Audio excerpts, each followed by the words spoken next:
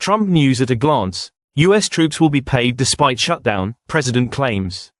Donald Trump says he has directed the Defense Secretary to release funds on the 15th of October.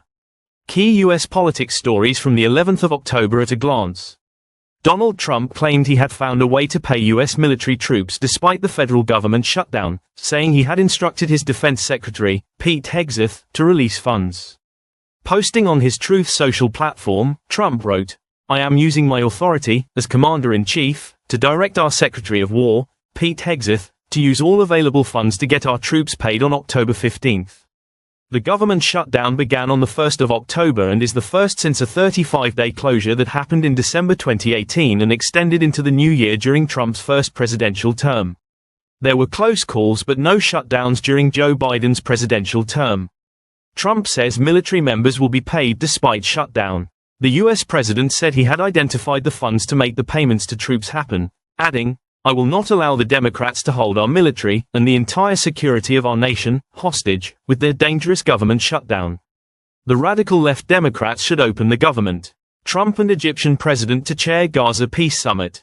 Donald Trump and the Egyptian president, Abdel Fattah al-Sisi, are due to chair a Gaza Peace Summit with several world leaders in Egypt's Red Sea resort city of Sharm el-Sheikh on Monday afternoon.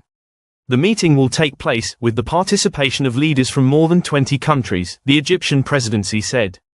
Democrats refuse to fold over shutdown as Republican outrage builds. The Democratic Party is sticking to its guns on healthcare and says it is willing to hold out amid the government shutdown, much to the delight of its progressive supporters. National Guard troops in Illinois can remain but not deploy yet, judge rules. The National Guard troops Donald Trump sent to Illinois can remain in the state and under federal control but cannot be deployed, an appeals court ruled on Saturday.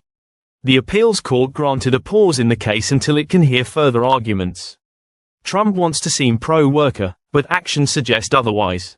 Unpaid forced leave and mass firings are hardly the first things to spring to mind as hallmarks of a golden age of the American worker. Yet these were the possibilities floated by Donald Trump this week as he addressed a government shutdown that began on the 1st of October and is showing no imminent sign of ending. How Trump and allies are exploiting Kirk's killing.